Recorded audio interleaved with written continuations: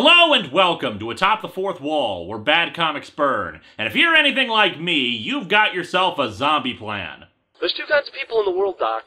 Those who have a plan prepared for when the zombies take over the Earth, and those who don't.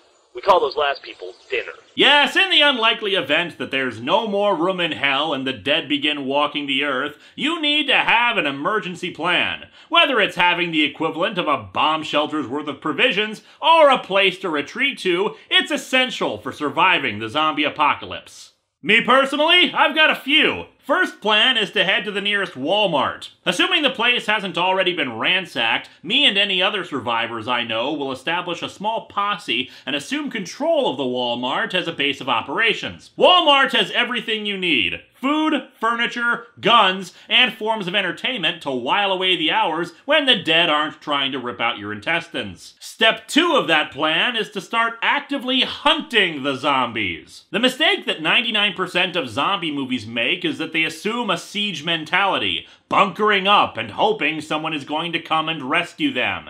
And of course, rescue never comes. The problem is not just gonna go away. You have to be part of the solution, which means finding zombies and killing them.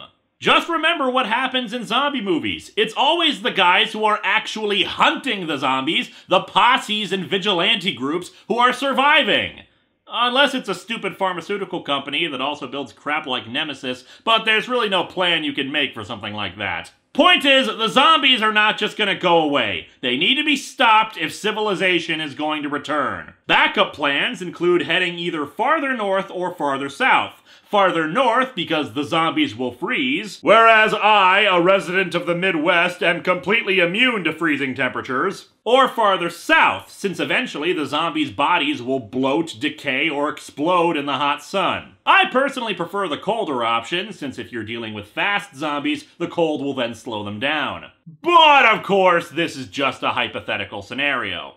However, lives are saved by making precautions in the event of the worst possible outcome. So thank goodness for the United States Center for Disease Control, which has their own recommended plan for this scenario. And that's what we're looking at today, my friends. A digital comic put out by the CDC all about what to do in the event of a zombie apocalypse. So let's dig into Preparedness 101, Zombie Pandemic, and see what the government says we should do when it becomes the Night of the Living Dead.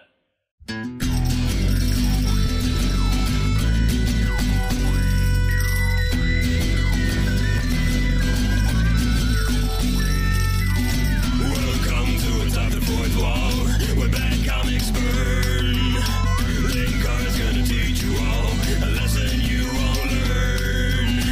Brodsky, you're not the smartest. Life out, you're not an artist. Anyone who's had a bad comic published, it could be your turn.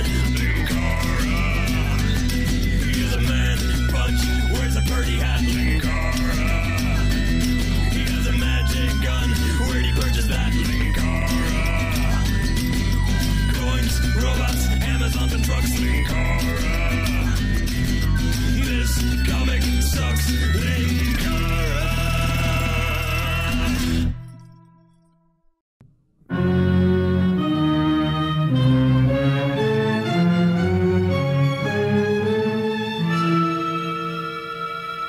In all seriousness, this comic actually found its start in a blog post for the CDC. Rear Admiral Ali S. Khan, the director of the CDC's Office of Public Health Preparedness and Response, used the analogy of a zombie apocalypse as a metaphor for the then upcoming hurricane season and any potential pandemics that could hit. The idea was that a zombie attack really isn't all that different from a flood, earthquake, or other disasters that could strike, and so the recommendations were pretty much the same. The blog post attracted a huge response from people, actually crashing the CDC's website in May of 2011. In October of that year, the CDC then put out this comic as a free PDF, which is where we are now. It's hard to say if I should be evaluating the cover, since it's not like this was meant to be sold in stores. Subsequently, the artwork is not great. It's government funding, so I'm not exactly expecting Alex Ross here, but the art for the whole comic is pretty amateurish, sorry to say. Still, the cover gets the point across. Zombies. Although, with the pointed ears on some of them and the pale skin, they actually look more like the vampires from 30 Days of Night. Yeah, sure, you release a guide on a zombie pandemic, but how is that gonna help us when the vampires attack? Get your head in the game, CDC! We open in a suburban neighborhood, though no idea in what city. I get to pick the next movie. That one's gonna give me nightmares! Look, they gave me the wrong movie, okay? I would never seriously rent a Baby Geniuses movie. Oh, you're such a baby. It wasn't that scary. You know that kind of stuff would never really happen. I mean, the Enterprise crew defending a bunch of space Amish and Picard falling in love with a bland woman who can suspend time? Who'd believe that? We meet Todd, Julie, and their dog Max. Max was inherited from the Grinch, who left the Earth to hunt Santa Claus with his own people. Todd and Julie are brother and sister, boyfriend and girlfriend, I don't know. It's never really established other than the fact that they live together. Either way, they must have been having a movie night since Julie says she's gonna go to bed while warning him not to stay up too late. As such, Todd turns on the news. Stay tuned for Channel 2 Nightly News. And 2 panels later, in other news, news reporters no longer start with a news story, they just immediately go into other news. Several people have been hospitalized after a strange virus began spreading rapidly through the southeast. Scientists haven't identified the virus yet, but symptoms include slow movement, slurred speech, and violent tendencies. This just in, it's not a virus, it's just convention goers who have not gone to sleep yet. The Centers for Disease Control and Prevention is recommending that people distance themselves from anyone displaying these symptoms. They're also recommending families gather emergency supplies and make plans in case they are asked to evacuate. For some reason, a viral epidemic that has gotten to the point where emergency supplies and evacuations are necessary is considered other news and not a headlining story. And now sports. Emergency supplies? Evacuation? What's going on, Max? What the hell you're asking me for? I'm a dog!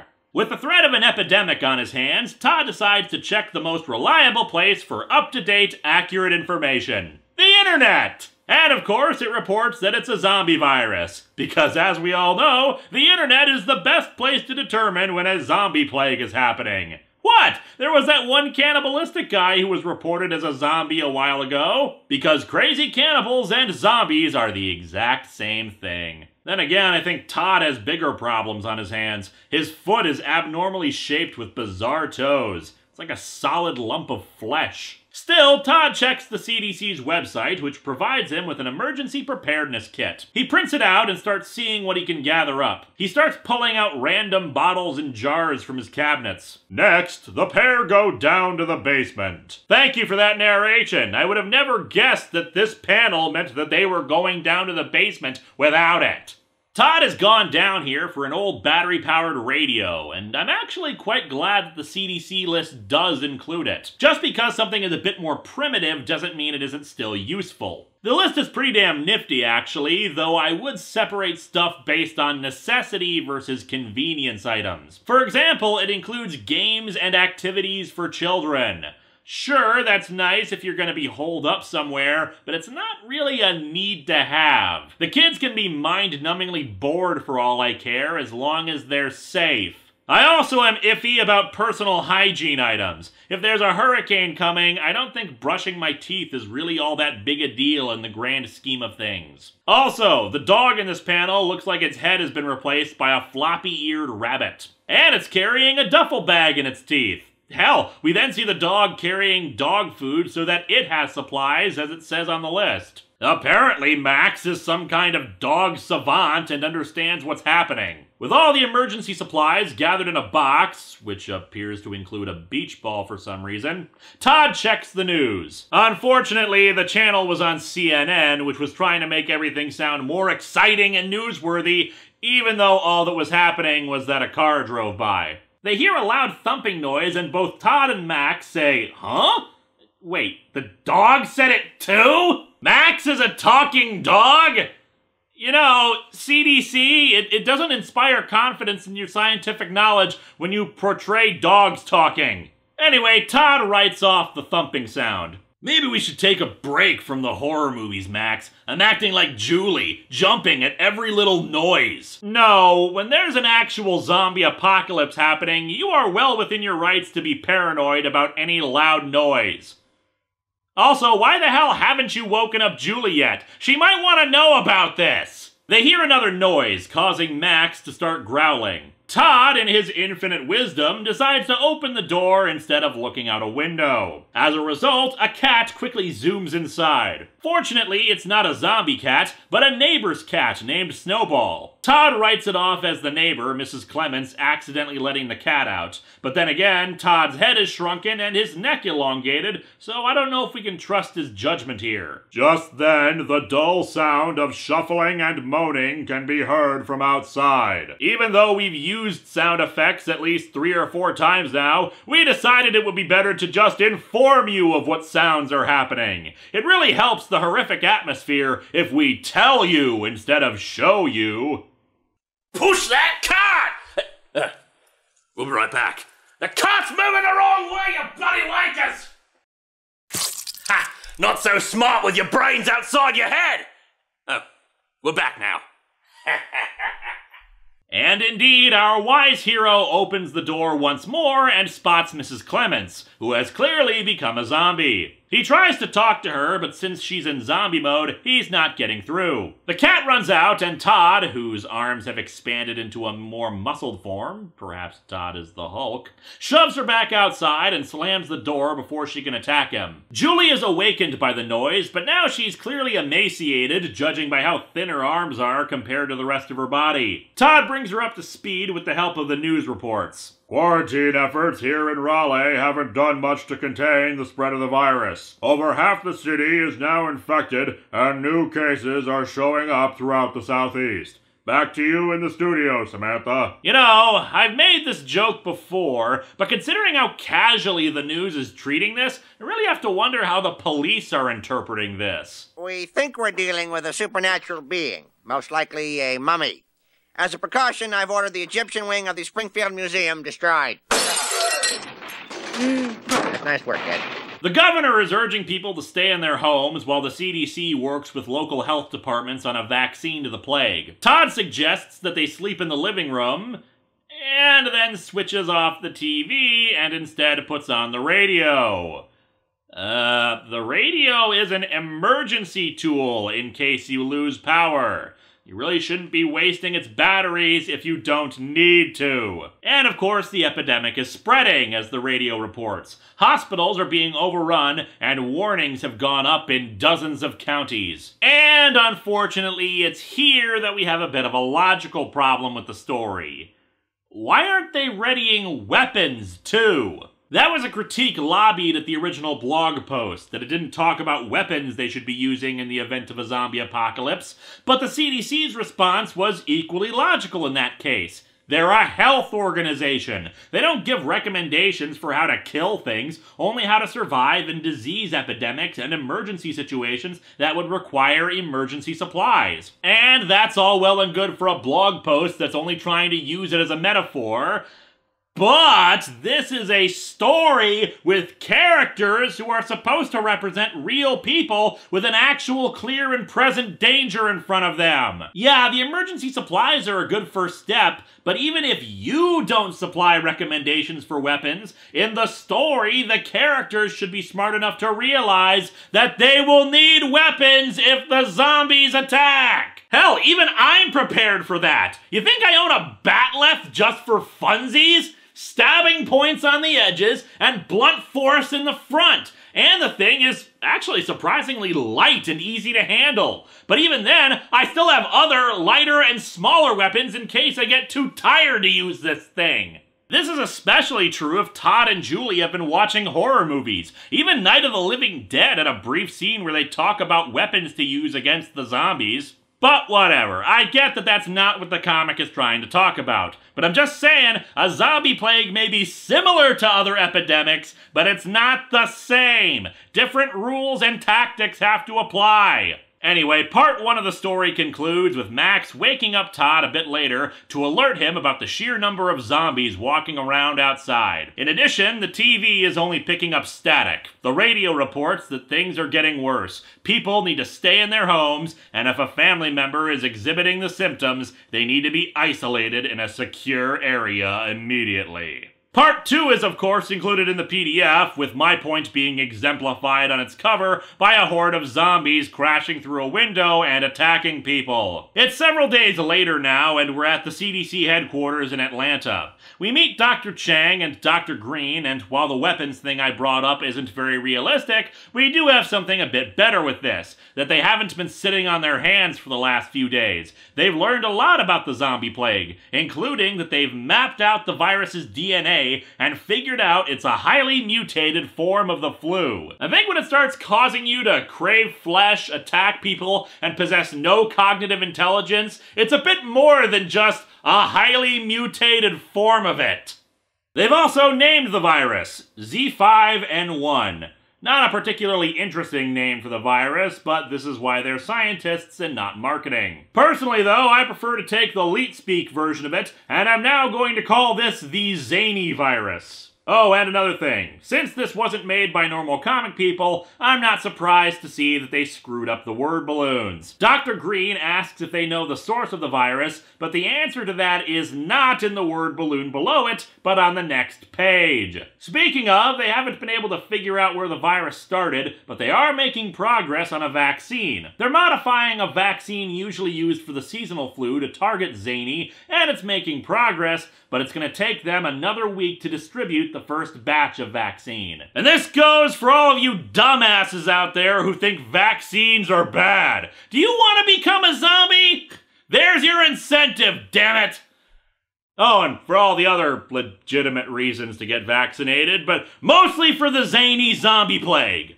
Green starts calling up the distributors to let them know about all the supplies they're going to need to ship out, but first I think he should have his neck checked out. It's elongating from his body like a giraffe. We also get a brief cameo by Rear Admiral Khan, the guy who wrote the original blog post. That's gotta be embarrassing if he wrote up the blog post in the comic universe too. We cut to Todd and Julie, who are still holed up in their house. They're running out of food and naturally haven't left the entire time this has been going on. However, the radio comes on and reports that the CDC is urging people to either stay in their homes or, if they have to leave, to head for a designated safe zone. Vaccines will be distributed at the safe zones as they become available, and they start listing off safe zones for various areas. Do you think they have food at one of the safe zones? They must! Why else would they tell people to go there? Oh, there's food there!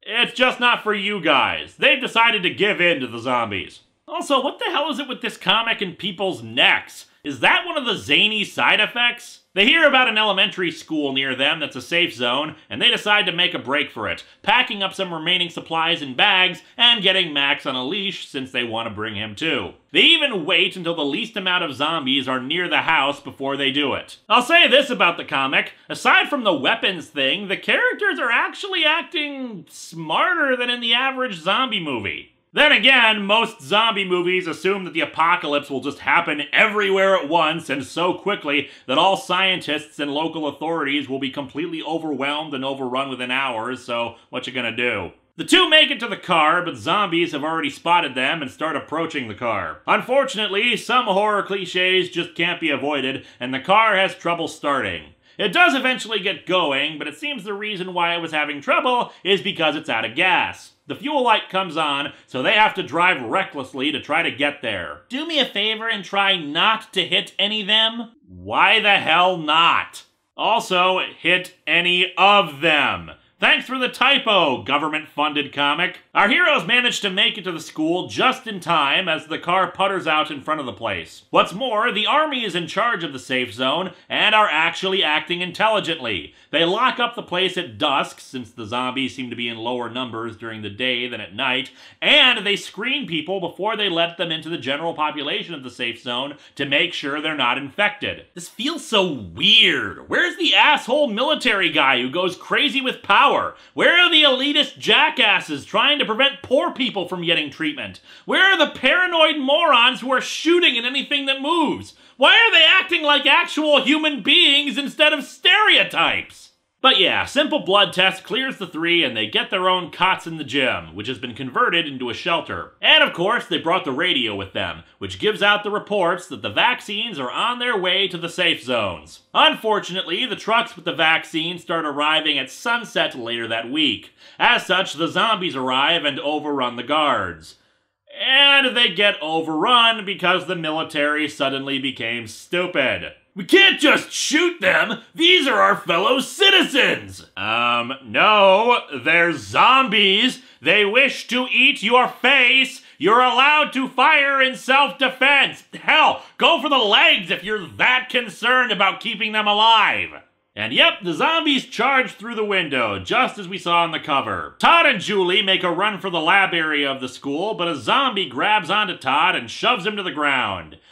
And then Max crawls all over him and he wakes up? What the hell? It was all a dream? Oh, cop-out bullcrap! Wait, why did his dream have a subplot about people at the CDC headquarters working on a vaccine? Hell, this took place over the course of several days! He dreamt all of that? Even when I have dreams like this, you can't compress that much time into a dream! But yeah, he wakes up next to his couch as Julie comes down, woken up by lightning from outside. Todd tells her about the zombie dream. Ugh, you and your scary movies. See, this is what happens when all you watch horror films. She's right, you know. After I watched Amityville Horror 3, I had a terrible nightmare where I was bored to death. And again, this is what happens when all you watch are horror films. Typos! You're soaking in them. However, the TV is still on and reporting that there's a bad thunderstorm coming their way. They head to the basement, and Todd digs out the radio as before.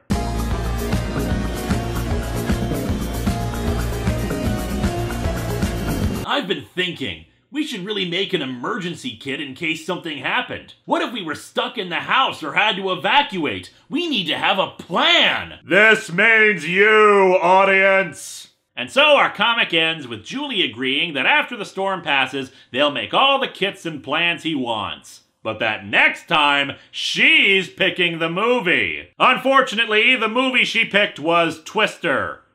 You can guess what happened next. Anyway, this comic is okay for the most part. Its primary flaws are in the little stupid things, like the military refusing to shoot, or them not getting weapons, or in the bullcrap, it was all a dream ending. And of course, the artwork is really damn amateur, but I've always said that you can forgive crappy artwork as long as the writing is solid, and the artwork not too distracting. However, aside from all that, the characters make good decisions, the message about making a plan is not really that hammered in, more just utilizing common sense in the face of a disaster, and it feels much more realistic than a lot of zombie movies that try to create artificial conflict for no reason other than the need for drama. But yeah, give it a read and consider what your plan is in the event of a zombie apocalypse, because you can actually plan for dealing with it.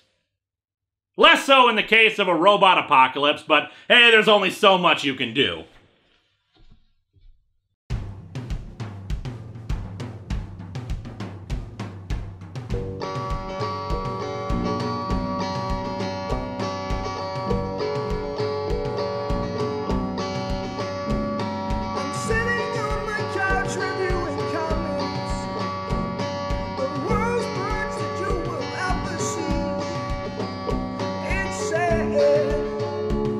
That comic books are